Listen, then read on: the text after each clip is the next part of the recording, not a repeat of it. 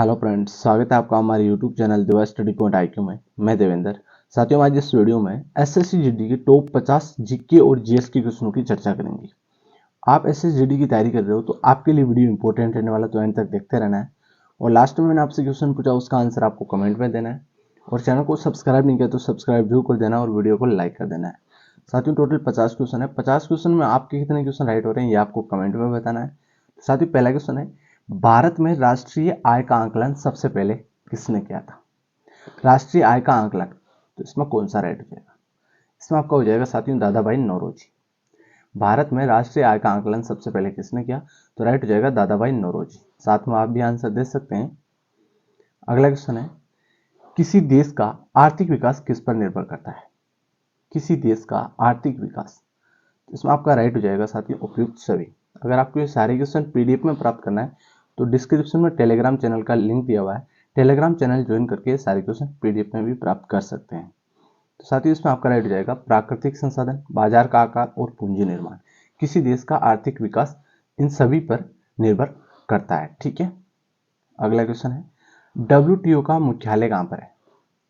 WTO का मुख्यालय, तो आपका राइट हो जाएगा जनेवा में है। डब्ल्यूटीओ का मुख्यालय कहां पर है? जनेवा में। डब्ल्यूटीओ की full form world trade organization. World trade organization, विश्व व्यापार संगठन। ठीक है, विश्व व्यापार संगठन। 1 जनवरी 1995 में डब्ल्यूटीओ की स्थापना हुई थी। विश्व व्यापार संगठन एक अंतर्राष्ट्रीय संगठन है जिसका ध्येय अंतर्राष्ट्रीय व्यापार का उदारीकरण है। यह व्यापार से संबंधित नियमों को निर्धारित और प्रतिष्ठित करने के लिए विकसित देशों की पहल पर आरंभ किया गया था। ठीक है, तो ये ध्यान रखना है, डब्ल्यूटीओ की फुल फॉर्म, स्थापना और डब्ल्यूटीओ क्या है और इसका मुख्यालय जनेवा में है। इंपॉर्टेंट क्वेश्चन है, क्वेश्चन बार बार पूछा जाता है साथियों। अगला क्वेश्चन है, मुद्रा आपूर्ति किसके द्वारा नियंत्रित की जाती है? मुद्रा आपूर्ति किसके द्वारा नियंत्रित की जाती है? तो राइट हो जाएगा भारतीय रिजर्व बैंक के द्वारा मुद्रा आपूर्ति नियंत्रित की जाती है।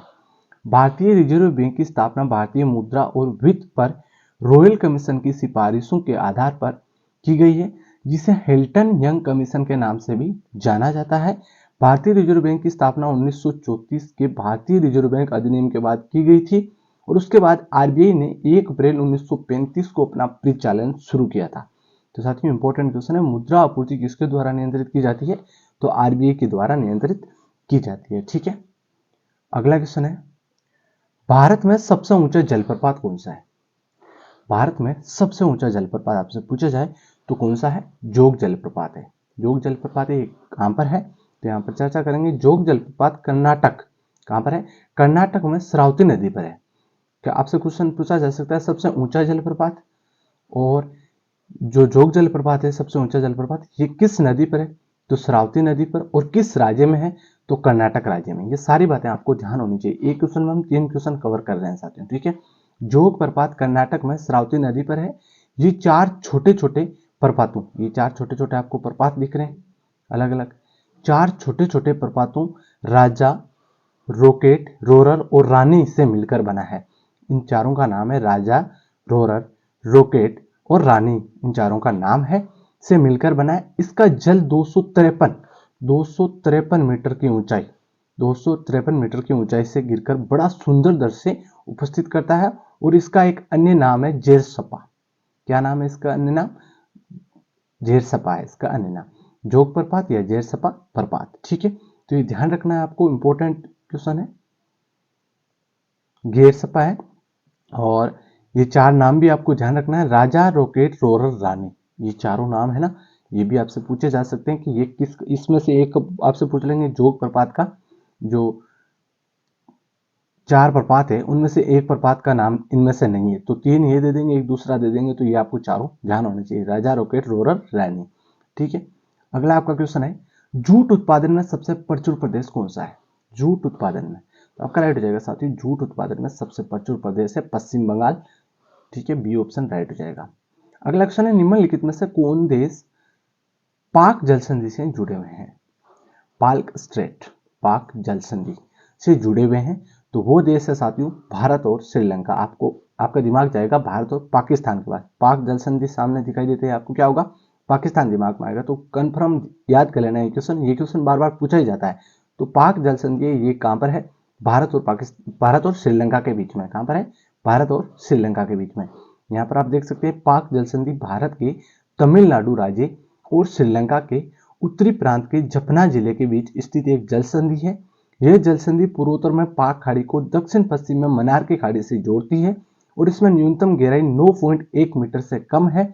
इसकी जो न्यूनतम गहराई है वो 1.9 मीटर से कम है और ये जल संधि 64 से 137 किलोमीटर चौड़ी तथा 136 किलोमीटर लंबी संधि है ये साथियों। ठीक है, ये भारत और श्रीलंका के बीच में, इसको पालक स्ट्रेट भी कहते हैं और पाक जल संधि भी इसको कहते हैं। तो इंपॉर्टेंट क्वेश्चन है, ध्यान रखना है साथियों। अगला आपका क्वेश्चन है, भारत में किस राज्य को चावल का कटोरा कहा जाता है? चावल का कटोरा कहा जाता है तो वो राज्य आपका आंध्र प्रदेश है। कौन सा राज्य? आंध्र प्रदेश। यहाँ पर आप देख सकते हैं भारत में आंध्र प्रदेश राज्य को धान का कटोरा कहा जाता है। यहाँ की फसल का 77% से अधिक चावल की पैदावार होती है। यहाँ जो फसलें होती है सभी फसलों में से 77% से अधिक चावल की पैदावार होती है, इसलिए इसको धान का या चावल का कटोरा कहा जाता है साथियों। ठीक है, पहली बार परमाणु बम कहां फेंका गया था? पहली बार परमाणु बम कहां पर फेंका गया? तो राइट हो जाएगा साथियों हिरोशिमा में और बाद में नागासाकी। हिरोशिमा और नागासाकी में। तो सबसे पहले कहां पर फेंका गया था? हिरोशिमा में फेंका गया था। अगला क्वेश्चन है, ओजोन परत कहां पाई जाती है? ओजोन परत कहां पर पाई जाती है? तो राइट हो जाएगा समताप मंडल में ओजोन परत पाई जाती है।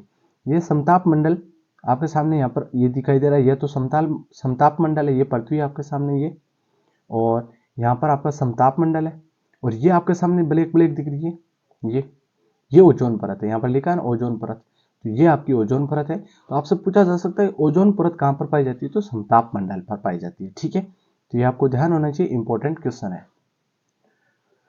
अगला क्वेश्चन है, महात्मा गांधी का राजनीतिक गुरु कौन था? महात्मा गांधी का राजनीतिक गुरु कौन था? तो राइट जगह गोपाल कृष्ण गोखले महात्मा गांधी के राजनीतिक गुरु थे। अगला क्वेश्चन है, डेसिबल शब्द किससे संबंधित है? डेसिबल शब्द किससे संबंधित? तो राइट जाएगा ध्वनि से संबंधित है। किससे संबंधित है? ध्वनि से संबंधित है। अगला क्वेश्चन है, अंग महाजनपद की राजधानी कहां थी? अंग महाजनपद की राजधानी तो राइट हो जाएगा चंपा में। कहां पर थी? चंपा में थी साथियों। अगला क्वेश्चन है, शांत घाटी किस राज्य में स्थित है? शांत घाटी इंपॉर्टेंट क्वेश्चन है, आपसे पूछा जा सकता है कि शांत घाटी है वो किस राज्य में? तो राइट हो जाएगा साथियों केरल राज्य में। किस राज्य में? केरल राज्य में। यहाँ पर आप देख सकते हैं केरल की शांत घाटी 89 वर्ग किलोमीटर क्षेत्र में है। कितने वर्ग किलोमीटर क्षेत्र में? 89 वर्ग किलोमीटर क्षेत्र में है, जो अपनी घनी जैव विविधता के लिए मशहूर है। ठीक है, अगला आपका क्वेश्चन हो जाएगा, सुनामी का मुख्य कारण क्या है? सुनामी का मुख्य कारण क्या है? तो राइट हो जाएगा समुद्री सतह पर भूकंप आना। समुद्री के सतह पर अगर भूकंप आ जाए तो वो सुनामी का कारण है। यहाँ पर आप देख सकते हैं सुनामी लहरों के पीछे वैसे तो कई कारण होते हैं, ठीक है, लेकिन मुख्य कारण है समुद्री सतह पर भूकंप आना। ठीक है, लेकिन सबसे ज्यादा असरदार कारण भूकंप है और इसके अलावा जमीन धंसना, ज्वालामुखी फटना, किसी तरह का विस्फोट होने और कभी कभी उल्कापात के असर से भी सुनामी लहरें उठती है। ठीक है, अगला क्वेश्चन है, भारत का केंद्रीय औषध अनुसंधान संस्थान कहां स्थित है? भारत का केंद्रीय औषध अनुसंधान केंद्र तो राइट हो जाएगा लखनऊ में। कहां पर है? लखनऊ उत्तर प्रदेश में है। मानव विकास सूचकांक किसने विकसित किया? मानव विकास सूचकांक किसने विकसित किया? तो आपका राइट हो जाएगा महबूब उल हक ने किया था। अगला आपका क्वेश्चन है, भारत में न्यूनतम मजदूरी अधिनियम किस वर्ष में पहली बार स्वीकृत हुआ था? भारत में न्यूनतम मजदूरी अधिनियम है वो पहली बार स्वीकृत कब हुआ? तो राइट हो जाएगा 1948 में। यहाँ पर आप देख सकते हैं इसे 1946 में पास कर दिया था, 1946 में पास कर दिया था, बट 15/3/1948 से इसे प्रभावी बनाया गया था। तो आपको डेट भी ध्यान होनी चाहिए, 15/3 इसको प्रभावी बनाया गया था और अधिनियम में उन सभी रोजगारों की सूची शामिल है जिनके लिए उपयुक्त प्रशासनों द्वारा न्यूनतम मजदूरी का निर्धारण किया जाना है। ठीक है, अगला आपका क्वेश्चन है, इंसुलिन का आविष्कार किसने किया? इंसुलिन का आविष्कार किसने किया? तो राइट हो जाएगा एफ बांटिंग ने। किसने किया? एफ बांटिंग ने किया। अगला क्वेश्चन है, अमेरिका की खोज किसने की? अमेरिका की खोज किसने की? तो राइट हो जाएगा कोलंबस ने। अमेरिका की खोज किसने की?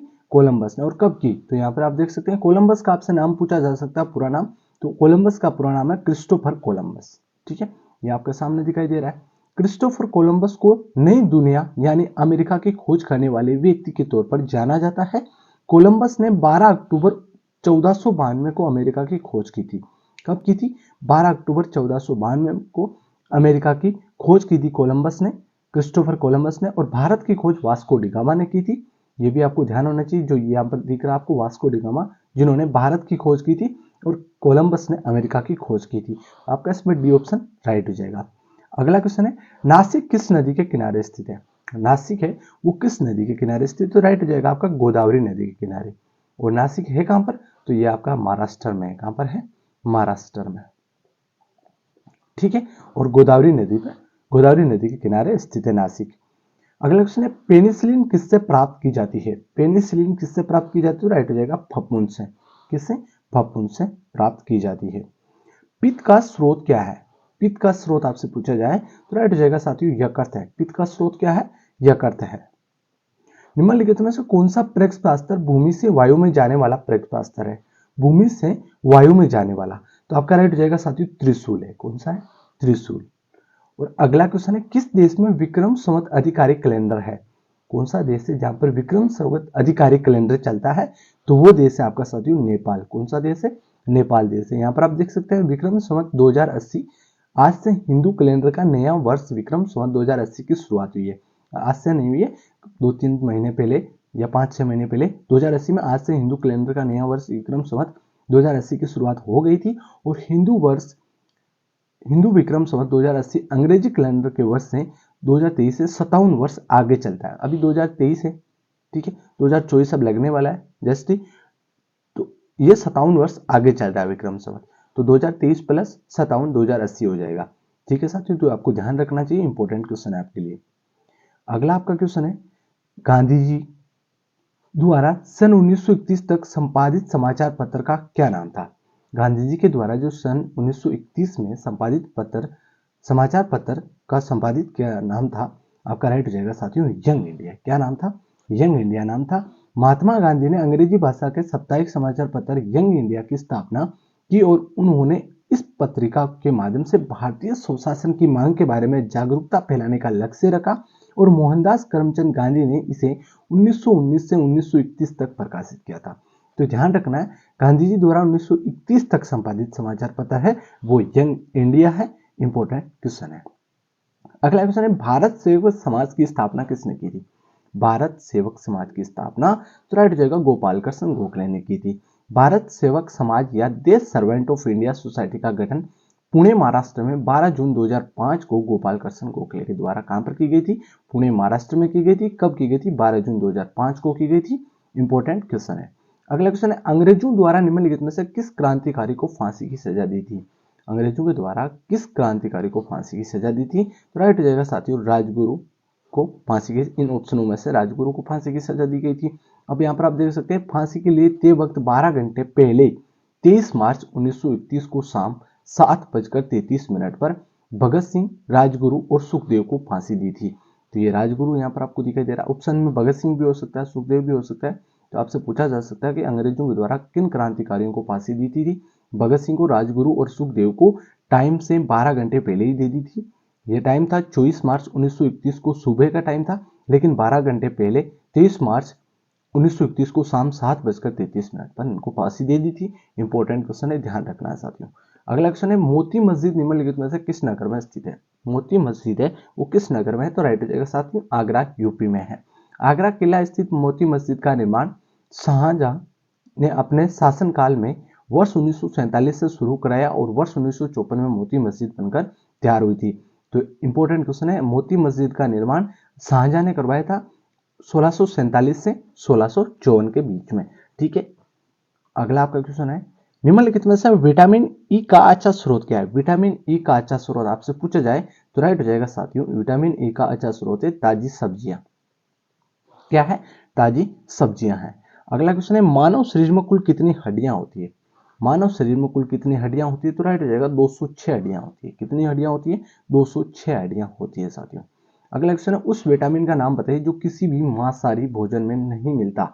उस विटामिन का नाम बताइए जो किसी भी मांसाहारी भोजन में नहीं मिलता है। तो वो है आपका साथियों विटामिन सी। कौन सा है? Vitamin C. ये किसी भी मांसाहारी भोजन में नहीं मिलता। विटामिन सी किसी भी मांसाहारी भोजन में नहीं पाया जाता। विटामिन रसदार और हरी सब्जियां व फलों में पाया जाता है। विटामिन सी सबसे ज्यादा आंवला में पाया जाता है और इस विटामिन की कमी से स्त्रवकीय नामक बीमारी होती है। विटामिन सी की कमी से स्कर्वी नामक बीमारी होती है, ये भी आपको ध्यान होना चाहिए। और ये सबसे ज्यादा आंवला में पाया जाता है और ये मांसाहारी भोजन में नहीं पाया जाता विटामिन सी। अगला क्वेश्चन है, मानव शरीर का सबसे बड़ा अंग कौन सा है? मानव शरीर का सबसे बड़ा अंग आपसे पूछा जाए तो राइट हो जाएगा साथियों यकृत। और त्वचा ऑप्शन में हो तो त्वचा राइट हो जाएगा, लेकिन मानव शरीर का सबसे बड़ा अंग अगर त्वचा ऑप्शन में नहीं तो यकृत राइट हो जाएगा। यकृत वह अंग है जिसे मानव शरीर का रासायनिक प्रयोगशाला के रूप में जाना जाता है। यकृत मानव शरीर की सबसे भारी अंग है। यकृत का भार लगभग 1500 ग्राम होता है। लसिका के निर्माण में यकृत सबसे महत्वपूर्ण केंद्र होता है। इंपॉर्टेंट क्वेश्चन है। अगला क्वेश्चन है, वाहनों के अग्रदीपों में किस प्रकार के दर्पण का इस्तेमाल होता है? वाहनों के अग्रदीपों हेडलाइटों में किस प्रकार के दर्पण का इस्तेमाल होता है? तो राइट हो जाएगा अवतल दर्पण का। किस प्रकार के? अवतल दर्पण का। किसी बिजली की स्त्री को गर्म करने के लिए किस धातु का प्रयोग किया जाता है? किसी बिजली की स्त्री को गर्म करने के लिए किस धातु का प्रयोग किया जाता है? तो राइट हो जाएगा साथियों निक्रोम धातु का प्रयोग किया जाता है। अगला क्वेश्चन है, सूर्य के सबसे निकट कौन सा ग्रह है? सूर्य के सबसे निकट तो राइट हो जाएगा बुध ग्रह, ये सूर्य के सबसे निकट है। बुध ग्रह सौर मंडल के 4 स्थलीय ग्रहों में से एक है तथा यह पृथ्वी के समान एक चट्टानी पिंड है। ये 2439.7 किलोमीटर की विषुववृत्तीय त्रिज्या वाला सौर मंडल का सबसे छोटा ग्रह है। बुध ग्रह सौर मंडल के बड़े उपग्रह गैनीमेड, टाइटन से भी छोटा है। हालांकि ये उनसे भारी है। बुध तकरीबन 70% धातु और 30% सिलिकेट पदार्थ का बना हुआ है। ठीक है साथियों, तो ध्यान रखना है सूर्य के सबसे निकट कौन सा ग्रह है? बुध ग्रह है, ये आपको याद होना चाहिए। जंग से बचाने के लिए लोहे में बने पानी के पाइप पर जस्ते की परत चढ़ाने को क्या कहते हैं? जंग से बचाने के लिए लोहे पर जो लोहे के से बने पानी के पाइप पर जस्ते की परत चढ़ाई जाती है तो उसको क्या कहते हैं? उसको कहते हैं यसदीकरण। ठीक है, लोहे की पाइप तो जंग लग जाती है पानी से, लेकिन पानी से लोहे की जो पाइप होती है उसको जंग से बचाने के लिए उस पर जस्ते की परत चढ़ाई जाती है, उसको क्या कहते हैं? यसदीकरण कहते हैं। लोहे की चादर पर जस्ते पर चढ़ाना यसद्यपन कहलाता है, या जिसे जिंक की परत चढ़े लोहे को गलवनीकरण लोहा कहते हैं। इस प्रकार लोहे पर जंग नहीं लगता है साथियों। ठीक है, अगला क्वेश्चन है, यूरेनियम विखंडन की सतत प्रक्रिया को जारी रखने में किस कण की जरूरत होती है? तो राइट हो जाएगा न्यूट्रॉन की जरूरत होती है साथियों। अगला क्वेश्चन है, नेहरू ट्रॉफी किस खेल से संबंधित है? नेहरू ट्रॉफी फुटबॉल से संबंधित है। ठीक है, नेहरू कप अंतरराष्ट्रीय फुटबॉल प्रतियोगिता अखिल भारतीय फुटबॉल महासंघ द्वारा आयोजित फुटबॉल प्रतियोगिता, इसका आयोजन 1982 में शुरू किया गया था। ठीक है, अगला है, शास्त्रीय नृत्य ओडिसी किस प्रदेश की उपज है? शास्त्रीय नृत्य ओडिसी ये किस प्रदेश की उपज है? तो राइट हो जाएगा उड़ीसा प्रदेश की। अगला है, 5वीं पीढ़ी के कंप्यूटर में क्या उपलब्ध नहीं है? तो 5वीं पीढ़ी के कंप्यूटर में निर्वात ट्यूब उपलब्ध नहीं है। अगला क्वेश्चन है, किसी कंप्यूटर में जोड़ने, तुलना करने और मिलाने के कार्य को क्या कहते हैं? उसे कहते हैं स्मृति चिप। क्या कहते हैं? स्मृति चिप कहते हैं। मोनालिसा का सुप्रसिद्ध चित्र किसने बनाया? मोनालिसा का सुप्रसिद्ध चित्र बनाया था लियोनार्ड दा विंसी ने। लियोनार्ड दा विंसी ने बनाया था। वह प्रथम महिला कौन थी जिसने 7 प्रमुख सागर तैरकर पार किए? तो वो महिला कौन थी? वो थी बुला चौधरी। बुला चौधरी एक लंबी दूरी तय करने वाली तैराक, वह विश्व की प्रथम ऐसी महिला जिन्होंने 5 महाद्वीपों के 7 समुद्रों को तैरकर पार किए और उन्हें अर्जुन पुरस्कार से सम्मानित किया जा चुका है। उन्हें जल परी की उपाधि भी दी जा चुकी है साथियों। तो ध्यान रखना, आपसे क्वेश्चन पूछा जा सकता है कि जल परी की उपाधि किसे दी? तो राइट हो जाएगा बुला चौधरी को। अगला क्वेश्चन है, राष्ट्रीय आय किससे निर्मित होती है? राष्ट्रीय आय किससे निर्मित हो? तो राइट हो जाएगा साथियों किसी उत्पादक गतिविधि द्वारा। किसी उत्पादक गतिविधि के द्वारा। किसी राजनीतिक दल को पंजीकृत दल की स्थिति पाने के लिए कम से कम कितने प्रतिशत मत पाने होते हैं? तो राइट हो जाएगा साथियों 4%। किसी राजनीतिक दल को पंजीकृत दल की स्थिति पाने के लिए कम से कम कितने प्रतिशत मत पाने? 4% मत पाना आवश्यक है। भारत के नियंत्रक एवं महालेखा परीक्षक का कार्यकाल कितने वर्षों का होता है? तो राइट हो जाएगा 6 वर्षों का होता है। कितने वर्षों का होता है? 6 वर्षों का। कार्यकाल 6 वर्ष या 65 वर्ष की उम्र जो भी पहले हो की अवधि के लिए राष्ट्रपति के द्वारा नियुक्त किया जाता है नियंत्रक एवं महालेखा परीक्षक को। भारत का प्रथम मुख्य चुनाव आयुक्त कौन था? तो राइट हो जाएगा साथियों भारत के प्रथम मुख्य चुनाव आयुक्त सुकुमार सेन थे। सर्वोच्च न्यायालय के न्यायाधीश की सेवानिवृत्ति की आयु कितनी होती है? सर्वोच्च न्यायालय के न्यायाधीश की सेवानिवृत्ति की आयु तो राइट हो जाएगा साथियों 65 वर्ष। कितनी होती है? 65 वर्ष। अगला क्वेश्चन है, गुरु गोविंद सिंह द्वारा खालसा पंथ की स्थापना किस वर्ष की गई थी? गुरु गोविंद सिंह के द्वारा तो राइट हो जाएगा साथियों 1699 में की गई थी। अगला क्वेश्चन है, जिसका आंसर आपको कमेंट में देना है। हमने 50 क्वेश्चनों की चर्चा की है, आपके 50 में से कितने क्वेश्चन राइट हो रहे हैं ये आपको कमेंट में बताना और इस क्वेश्चन का आंसर आपको कमेंट में देना है। लाल रक्त कणिकाओं की औसत जीवन काल लगभग कितने समय का होता है साथियों, ठीक है। तो साथियों वीडियो कैसा लगा, लाइक शेयर सब्सक्राइब करें। धन्यवाद। जय हिंद।